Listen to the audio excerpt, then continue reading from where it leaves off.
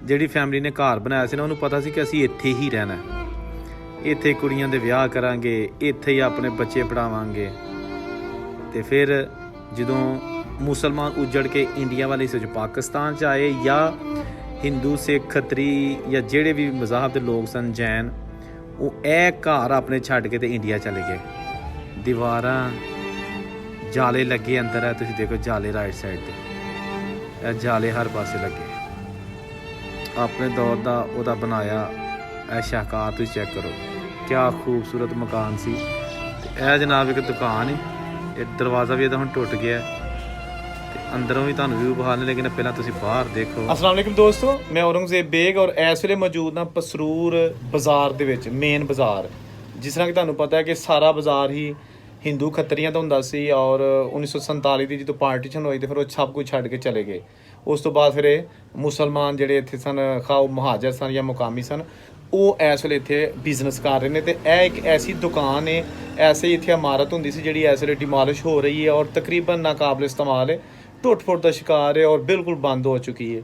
ਤੇ ਇਹਦੇ ਤੁਹਾਨੂੰ ਮੈਂ ਕੁਝ ਦੁਕਾਨ ਦੇ ਵਿਊਜ਼ ਵਿਖਾਲਣਾ, ਔਰ ਇੱਥੇ ਜਿਹੜੀ ਬਿਲਡਿੰਗ ਹੁੰਦੀ ਸੀ ਉਹਦੇ ਕੁਝ ਬਾਕੀਆਤ ਨੇ ਉਹ ਵੀ ਵੇਖਨੇ ਆ ਔਰ ਯਾਦ ਕਰਨੇ ਆ ਕਿ 47 ਦੇ ਵਿੱਚ ਜਿਹੜੇ ਪਰਿਵਾਰ ਦਾ ਇਹ ਹੈਗਾ ਸੀ, ਸ਼ਾਇਦ ਕੋਈ ਪਹਿਚਾਨ ਲੇ ਪਸਰੂਰ ਸ਼ਹਿਰ ਦੇ ਵਿੱਚ। ਜੰਮਣ ਭੋਏ ਨਹੀਂ ਭੁੱਲਦੀ, ਭਾਵੇਂ ਕਰੀਏ ਜਿਤਨ ਹਜ਼ਾਰ, ਉਹ ਸਾਡੇ ਨਾਲੋਂ ਪੰਛੀ ਚੰਗੇ ਜਿਹੜੇ ਜਾਂਦੇ ਪਾਰ ਅਰਾਰ। ਭੋਏ ਵੰਡੀ ਅੰਬਰ ਵੰਡਿਆ, ਤੁਸਾਂ ਵੰਡਿਆ ਕੁੱਲ ਸੰਸਾਰ, ਤੁਸਾਂ ਤਾਰਾਂ ਲਾਈਆਂ ਬਾਰਡਰਾਂ ਉੱਤੇ ਪਹਿਰੇ ਦਿੱਤੇ ਖਿਲਾਰ। ਉਹ ਚੰਨ ਸੂਰਜ ਵੀ ਵੰਡ ਲਓ, ਇਹ ਚੰਨ ਸੂਰਜ ਵੀ ਵੰਡ ਲਓ, ਇਹ ਵੀ ਕਰ ਲਓ ਕਾਰ। ਜੰਮਣ ਭੋਏ ਨਹੀਂ ਭੁੱਲਦੀ, ਭਾਵੇਂ ਕਰੀਏ ਜਿਤਨ ਹਜ਼ਾਰ।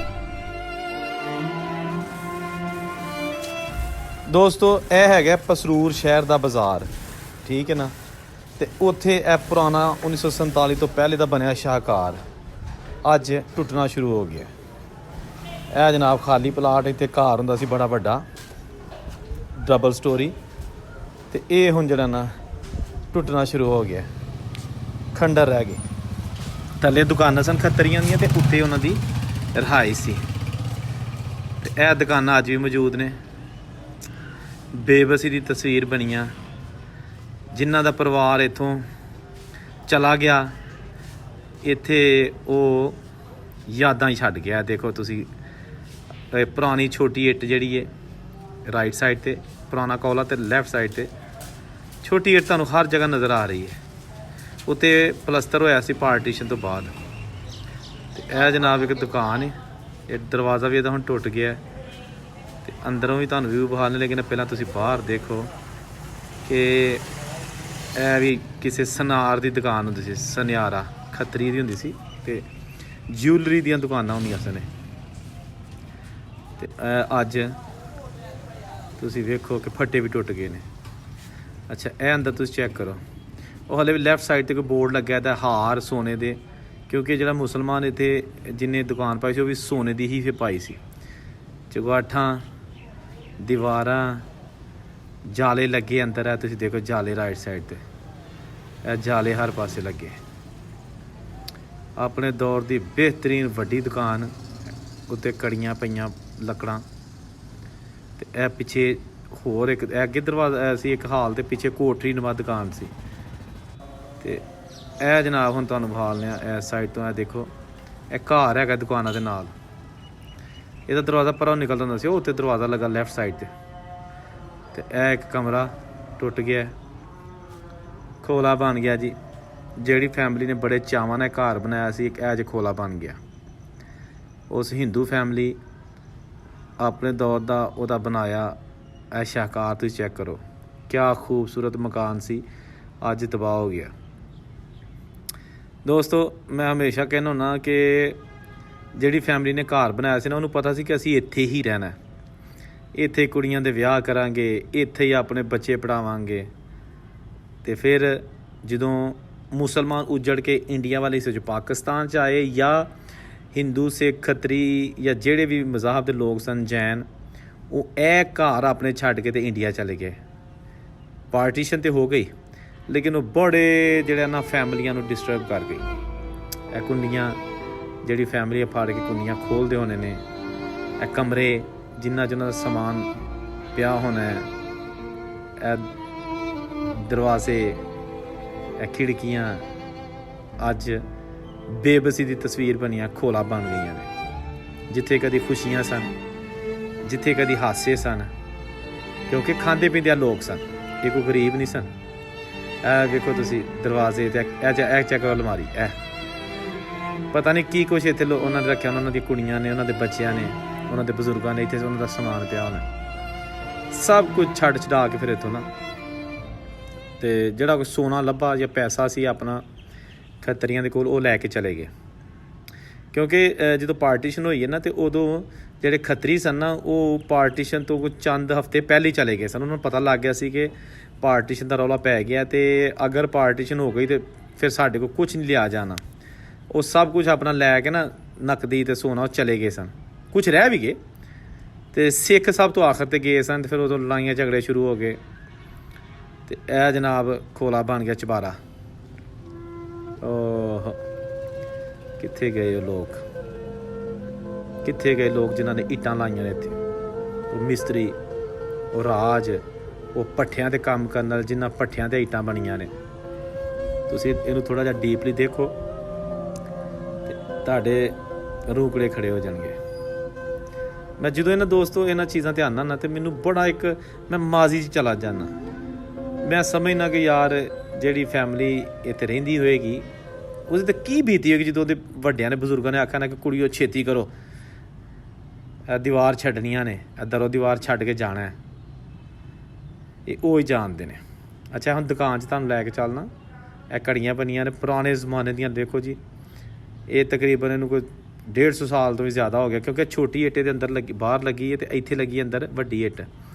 ਤੇ ਇਹ ਘਰ ਬੜਾ ਪੁਰਾਣਾ, ਲੇਕਿਨ ਇਹ ਜਿਹੜੀ ਦੁਕਾਨਾਂ ਨੇ ਮੋਟੀ ਇੱਟ ਦੀ ਨਿਸ਼ਾਨੀ ਹੈ ਕਿ ਇਹ 19ਵੀਂ ਸਦੀ ਦੇ ਵਿੱਚ ਹੀ ਬਣੀਆਂ ਨੇ।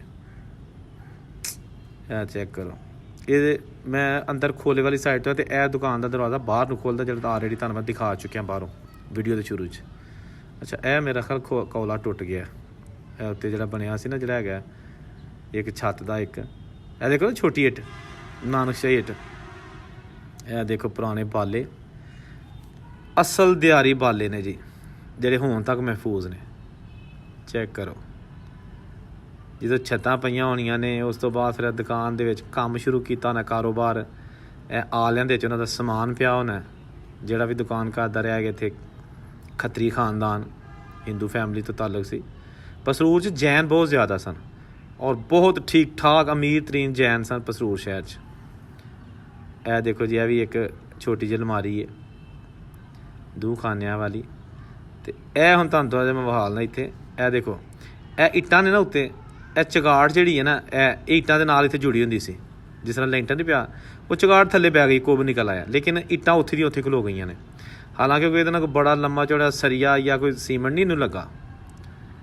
ਤੇ ਦਰਵਾਜ਼ਾ ਇੱਕ ਬੁਰਾਏ ਨਾ ਹੁਣ ਢਾਂਚਾ ਰਹਿ ਗਿਆ, ਕੁੰਡੀਆਂ ਵੀ ਅੰਦਰੋਂ ਗਾਇਬ ਹੋ ਚੁੱਕੀਆਂ ਨੇ। ਇੱਕ ਅਰਸਾ ਹੋ ਗਿਆ ਜੀ, ਅਰਸਾ ਹੋ ਗਿਆ। ਕਹਿੰਦਾ ਫੁੱਲ ਨਹੀਂ ਹੋ ਗਈ ਦੀਵਾਰ, ਜਿਹੜੀ ਚਗਾਟ ਹੈ ਉਹ ਵੀ ਫੁੱਲ ਗਈ ਹੈ। ਇੱਟਾਂ, ਇਹ ਬਾਜ਼ਾਰ ਪਸਰੂਰ ਦਾ, ਇਹਦੇ ਵਿੱਚ ਸਾਰਾ ਹੀ ਪੁਰਾਣਾ ਖੱਤਰੀ ਹਿੰਦੂਆਂ ਦਾ ਬਾਜ਼ਾਰ ਹੁੰਦਾ ਸੀ। ਲੱਕੜਾਂ ਉੱਤੇ ਪਈਆਂ ਹੁੰਦੀਆਂ ਸਨ, ਤੇ ਇਹ ਮਿਹਰਾਬੀ ਸ਼ੇਪ। ਹੁਣ ਸਾਰਾ ਪਸਰੂਰ ਦਾ ਬਾਜ਼ਾਰ ਨਵਾਂ ਬਣਦਾ ਜਾ ਰਿਹਾ। ਕੋਈ ਦੁਕਾਨ ਜਿਹੜੀ ਹੈ ਨਾ, ਕੋਈ ਪੁਰਾਣੀ ਸ਼ਾਹਕਾਰ ਰਹਿ ਗਿਆ, ਤੇ ਉਹ ਵੀ ਟੁੱਟਦਾ ਜਾ ਰਿਹਾ। ਇਹ ਚੈੱਕ ਕਰੋ ਕੁੰਡੇ, ਇਹ ਪੱਖਾ ਲੱਗਦਾ ਹੋਣਾ ਇੱਥੇ, ਲੇਕਿਨ ਉਹ ਖੈਰ ਉਸ ਦੌਰ 'ਚ ਤੇ ਨਹੀਂ, ਇਹ ਬਾਅਦ 'ਚ ਲੱਗਾ ਹੋਣਾ। ਇਹ ਚੈੱਕ ਕਰੋ ਜੀ, ਕੋਈ ਸੀਮੈਂਟ ਸਰੀਆ ਨਹੀਂ ਲੱਗਾ। ਯਾਦਾਂ ਰਹਿ ਗਈਆਂ। ਕੋਈ ਫੈਮਿਲੀ ਪਸਰੂਰ ਸ਼ਹਿਰ ਦੀ ਅਗਰ ਕੋਈ ਇਹਨੂੰ ਪਛਾਣ ਸਕਦੀ ਹੈ, ਜਿਹੜੀ ਇਹ ਪਸਰੂਰ ਦੇ ਯਾਨੀ ਕਿ ਜਿਹੜੇ ਹਿੰਦੂ ਸਿੱਖ ਇੱਥੋਂ ਗਏ ਨੇ, ਤੇ ਉਹ ਹੈ ਜਨਾਬ ਇੱਕ ਸ਼ਾਹਕਾਰ ਹੈ। ਇਹਨੂੰ ਮੈਂ ਬਣਾ ਲਈ, ਇਸ ਤੋਂ ਪਹਿਲਾਂ ਇਹ ਵੀ ਖ਼ਤਮ ਹੋ ਜਾਣ ਚੀਜ਼ਾਂ। ਇਹ ਸੀੜੀਆਂ, ਅੱਛਾ ਉਹਦੇ ਵਿੱਚ ਸੀੜੀਆਂ ਨੇ ਉੱਤੇ ਜਾਣ ਲਈ। ਇਹ ਦੇਖੋ ਨਾ, ਪਿੱਪਲ ਹੋ ਗਿਆ ਵਿੱਚ। ਕਦੀ ਇੱਥੋਂ ਦੀ ਫੈਮਿਲੀ ਉੱਤੇ ਚੜ੍ਹ ਕੇ ਸੀੜੀਆਂ ਜਾਂਦੀ ਹੋਣੀ ਹੈ, ਚੁਬਾਰੇ 'ਤੇ ਬਹਿੰਦੇ ਹੋਣੇ ਨੇ, ਕੱਪੜੇ ਸੁੱਕਣੇ ਪਾਉਂਦੇ ਹੋਣਗੇ ਇਹ ਛੱਤ 'ਤੇ ਚੜ੍ਹ ਕੇ। ਤੇ ਇਹ ਜੇ ਜਨਾਬ ਸਾਰਾ ਕੁਛ ਪਿਆ, ਸਾਰਾ ਕੁਛ ਹੈ ਜੇ ਪਿਆ। ਤੁਸੀਂ ਅੰਦਾਜ਼ਾ ਕਰੋ, ਆਪਣੇ ਦੌਰ ਦਾ ਉੱਚਾ ਵੱਡਾ ਮਜ਼ਬੂਤ ਘਰ, ਤੇ ਉਹਨੂੰ ਦਰਵਾਜ਼ੇ ਖਿੜਕੀਆਂ ਜਿਹੜੇ ਲੱਗੇ ਸਨ ਇਹ ਦੇਖੋ ਮੌਜੂਦ ਤੇ ਹੈ ਨੇ ਲੇਕਿਨ ਹੁਣ ਨਾਕਸ ਹੋ ਚੁੱਕੇ ਨੇ। ਇਹ ਦੇਖੋ ਨਾ ਭੁਰ ਗਿਆ, ਲੱਕੜ ਥੱਲੇ ਭੁਰਨੀ ਸ਼ੁਰੂ ਹੋ ਗਈ। ਓਹ ਇਹ ਚੈੱਕ ਕਰੋ, ਕੰਧਾਂ ਟੁੱਟ ਗਈਆਂ, ਛੱਤਾਂ ਟੁੱਟ ਗਈਆਂ, ਖਿੜਕੀਆਂ ਦਰਵਾਜ਼ੇ ਇੱਕ ਵੀਰਾਨੀ ਦਾ ਮੰਜ਼ਰ ਪੇਸ਼ ਕਰ ਰਹੇ ਨੇ। ਇਹ ਬੜੀ ਨਕਸ਼ਨਕਾਰੀ ਦੇ ਨਾਲ ਇੱਟਾਂ ਲੱਗੀਆਂ ਨੇ, ਸਾਦਾ ਘਰ ਲੇਕਿਨ ਖੂਬਸੂਰਤ। ਇਹ ਯੈਲੋ ਕਲਰ ਇਹਨੂੰ ਬੜਾ ਪੁਰਾਣਾ ਫਿਰਿਆ, ਦੇਖੋ ਨਾ ਹੁਣ ਖਤਮ ਹੁੰਦਾ ਜਾ ਰਿਹਾ, ਉਹ ਵੀ ਉੱਡ ਪੁੱਡ ਗਿਆ। ਤੇ ਇਹ ਜੇ ਪਿਆ ਦਾ ਜਨਾਬ 1947 ਤੋਂ ਪਹਿਲੇ ਦਾ ਬਣਿਆ ਸ਼ਾਹਕਾਰ ਹਿੰਦੂ ਫੈਮਿਲੀ ਦਾ ਘਰ, ਪਸਰੂਰ, ਤਹਿਸੀਲ, ਜ਼ਿਲ੍ਹਾ ਸਿਆਲਕੋਟ। ਤੇ ਇਹ ਜਨਾਬ ਮੇਰੀ ਕੋਸ਼ਿਸ਼ ਸੀ ਕਿ ਹਮੇਸ਼ਾ ਤਰ੍ਹਾਂ ਤੁਹਾਨੂੰ ਕੋਈ ਨਾ ਕੋਈ ਮਾਜ਼ੀ ਦੇ ਵਿੱਚ ਲਿਜਾਣ ਵਾਲੀ ਵੀਡੀਓ ਵਿਖਾਲਾ ਤਾਂ ਕਿ ਤੁਸੀਂ ਵੀ ਮੇਰੇ ਨਾਲ ਨਾਲ ਉਸ ਦੌਰ 'ਚ ਚਲੇ ਜਾਓ। ਤੇ ਦੋਸਤੋ ਹਮੇਸ਼ਾ ਦੀ ਤਰ੍ਹਾਂ ਆਖਰ ਤੇ ਮੈਂ ਇਹ ਕਹਾਂਗਾ ਕਿ ਨਫ਼ਰਤਾਂ ਖ਼ਤਮ ਕਰਕੇ ਤੇ ਜ਼ਿੰਦਗੀ ਨੂੰ ਫੁੱਲਾਂ ਵਾਲੀ ਜ਼ਿੰਦਗੀ ਬਣਾ ਦਿਓ। ਜਿੱਥੇ ਰਹੋ ਹੱਸਦੇ ਵਸਦੇ ਰਹੋ। ਅੱਲਾ ਹਾਫਿਜ਼।